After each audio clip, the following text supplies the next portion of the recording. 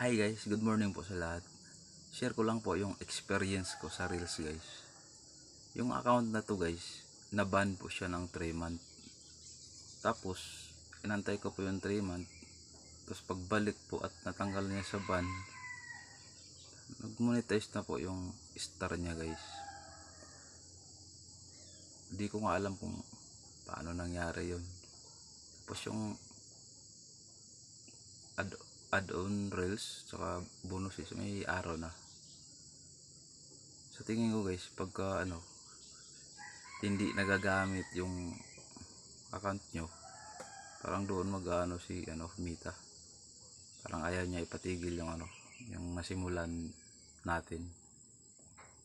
Yun lang po guys, salamat po. Sinishare ko lang po yung experience ko.